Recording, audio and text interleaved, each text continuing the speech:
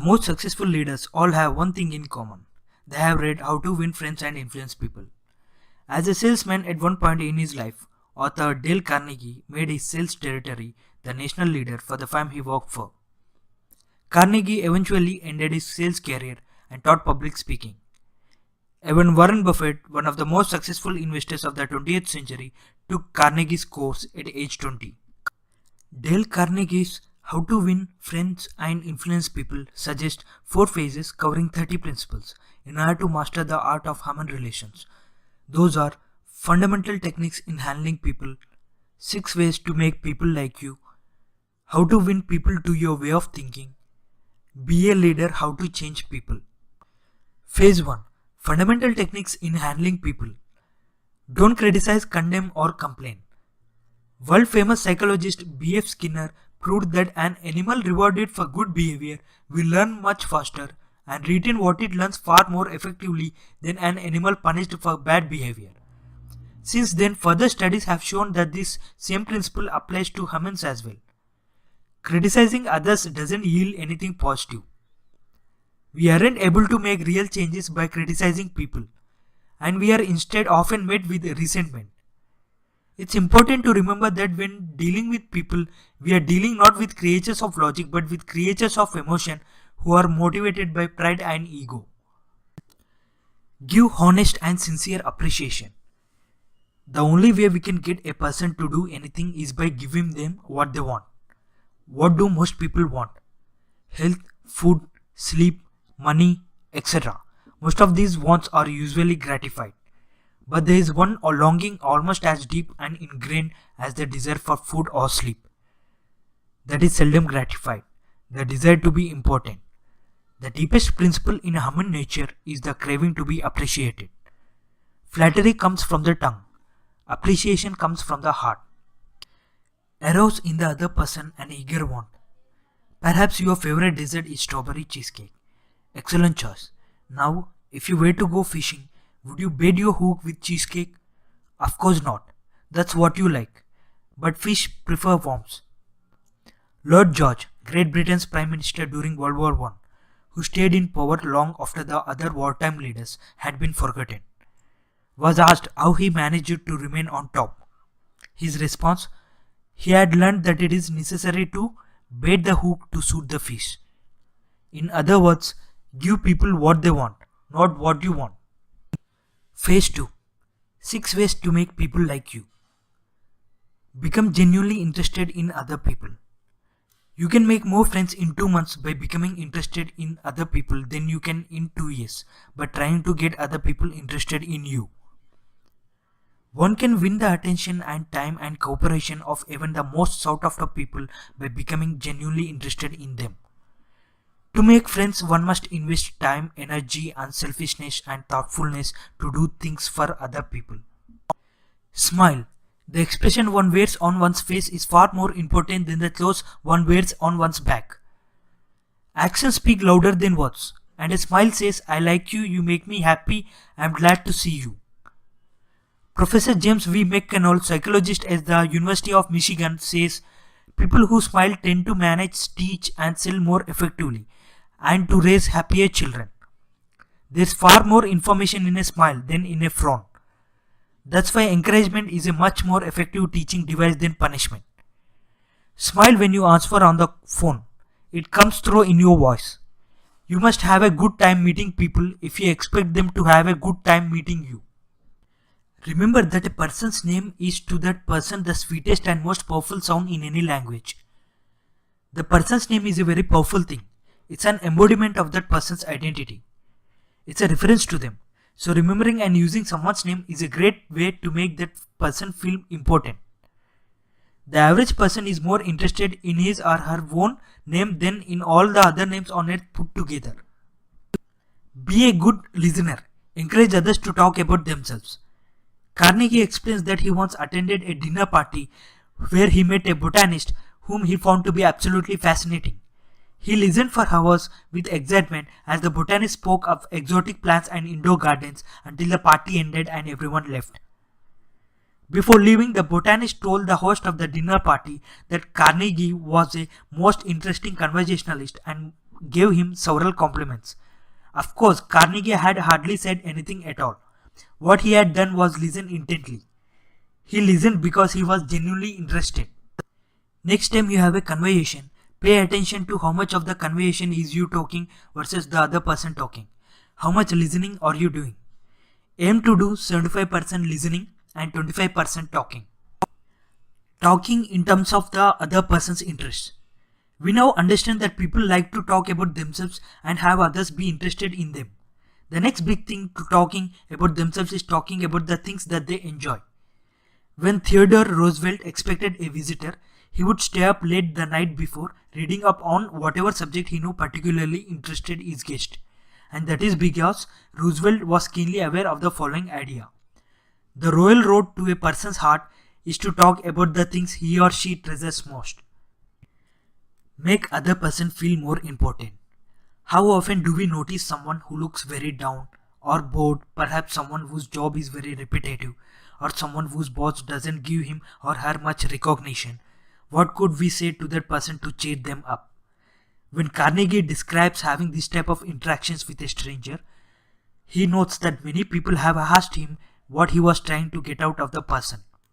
His response, if we were so contemptibly selfish that we can't radiate a little happiness and pause on a bit of honest appreciation without trying to get something out of the other person in return, if our souls are no bigger than sour crab apples, we shall meet with the failure we so richly deserve. Phase 3. How to win people to your way of thinking. The only way to get the best of an argument is to avoid it. We are often tempted to argue with others, especially when we are absolutely convinced that we are right about something. But even if we are right, what does arguing about it yield? Why prove someone else wrong? Is that going to make the person like us? Why not just let him save face, if we have nothing to gain from it but feeling superior? According to Carnegie, it's impossible to win an argument. If we lose the argument, we lose. If we win the argument, we have made the other person feel inferior, hurt his pride, and made him resent us. In other words, we still lose. Show respect for the other person's opinions.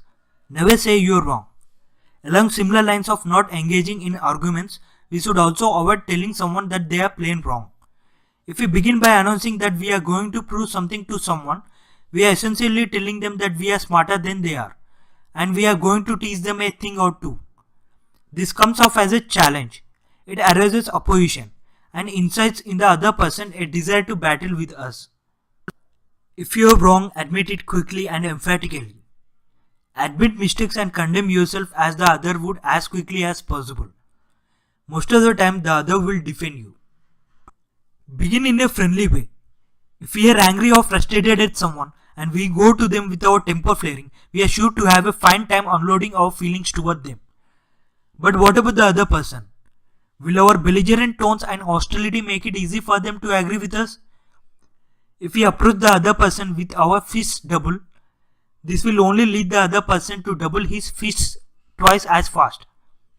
If instead we come to him and say, why don't we sit down and talk this through so we can understand why we disagree? We are likely to find that we are actually not so far apart after all. That the points on which we differ are few, and the ones on which we agree are many. When a person feels negatively about us, we can't win him to our way of thinking with all the logic in the world. We can't force someone to agree with us, but we can lead them in the direction if we are gentle and friendly with them. Start with questions to which the other person will answer yes. When talking with people, we should never begin with the points on which we disagree. We should start by emphasizing the things on which we agree, and be sure to convey that we are both striving for the same result. Our differences are in method, but not purpose.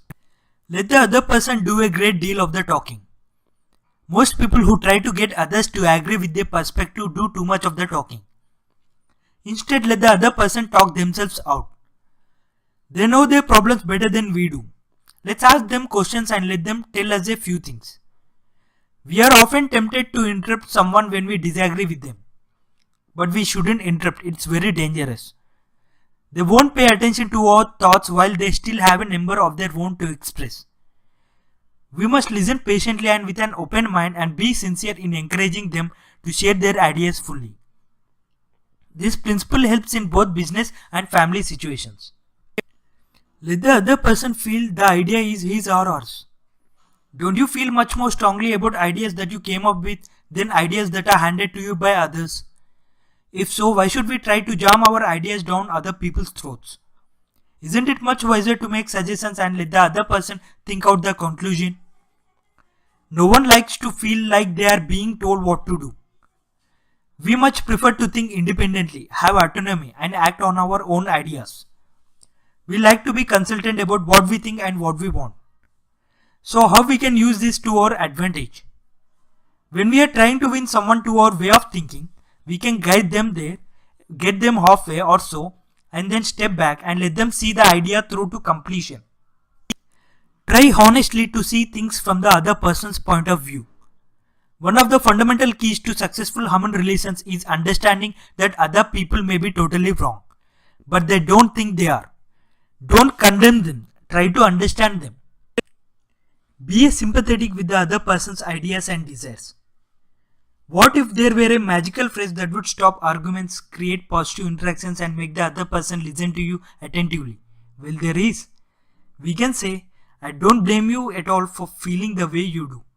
If I were you, I would undoubtedly feel the same way. The great thing about this phrase is that we can say it, but be 100% sincere. Because if we were the other person, faced with her situation, problems, needs, desires, etc., we should indeed see things just as she does. 3/4 of the people you will ever meet are hungering and thirsting for sympathy. Give it to them and they will love you.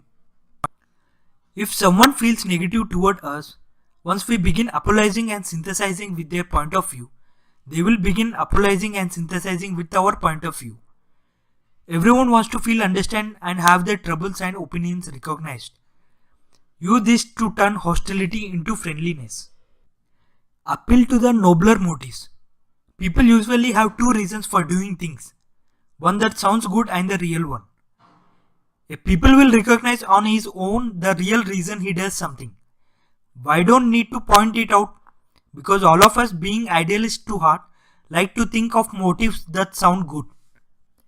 In order to change people, we must appeal to the nobler motives. Dramatize your ideas. To be effective in convincing someone of our ideas or our argument, it's not enough to merely state a truth. If we truly want someone's attention, we have to present the truth in a vivid, interesting, dramatic way.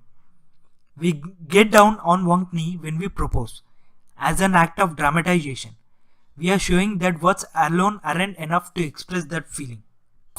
Throw down a challenge. Most people have an innate desire to achieve. Along with that desire often comes a fierce sense of competition. Everyone wants to outdo others and be the best. When nothing else works in winning people to your way of thinking, throw down a challenge. The way to get things done is to stipulate competition. I do not mean in a sordid money-getting way, but in the desire to excel. Phase 4. Be a leader. How to change people. Begin with praise and honest appreciation. It's much easier to listen to unpleasant things often we have praised for our good points. That's why the first step to changing people without offending them is to begin with appreciation for their strengths. Call attention to people's mistakes indirectly. Most of us respond bitterly to direct criticism. When we are looking to change people without offending them or arousing resentment, simply changing one 3-letter word can be our key to success. Talk about your own mistakes before criticizing the other person. The next step to changing people's ways without inflicting negative feelings is to admit that we are also susceptible to mistakes. Ask questions instead of giving direct orders. No one likes to take orders. What if instead of telling people what to do, we give them the opportunity to do things themselves to learn from their own mistakes? Instead of saying do this or don't do that, we should more often say, you might consider this or do you think that should work? Let the other person save face. When we disagree with someone, even if we are right and he is definitely wrong, we only destroy his ego by causing him to lose face. Praise every moment. Take a brief look back on your own life at this point. Can you think of a time when a few words of praise have had a hand in shaping the person you have become? One of the most powerful abilities we have is helping others realize their potential. We can do this by praising their strengths. Yet this is something we do so infrequently. It's much easier to point out someone's faults, even when it's tough to find things to praise. Try hard to find something. We should also praise often by noting even small steps and minor improvements. We encourage the other person to keep improving. Give the other person a fine reputation to live up to. If you want to improve a person in a certain aspect, act as though that particular trait were already one of his or her outstanding characteristics. When you are trying to change someone's mind, give them a reputation to live up to by saying something like, I respect the fact that you are always willing to listen and are big enough to change your mind when the facts warrant a change. Use encouragement, make the fault seem easier to correct. Carnegie offers an example of a boy who was struggling with algebra. His father made flashcards for him, and every night his father would time him how long it took for him to get all of the cards right. Their goal was to do it under 8 minutes. The first night it took 52 minutes. The boy thought he would never get there. But every time he knocked off a few minutes, 48, then 45, 44, 41. They would call in his mother and the three would celebrate and dance a little jig. This gave the boy the motivation to keep improving and ever made it fun until he got so good that he hit his goal and did in 8 minutes. Make the other person happy about doing what you suggest. The final key to being a leader and changing people without arousing resentment is to make the person happy about doing what we want them to do. Thank you guys. If you are interested for more ideas, thoughts, click here to subscribe.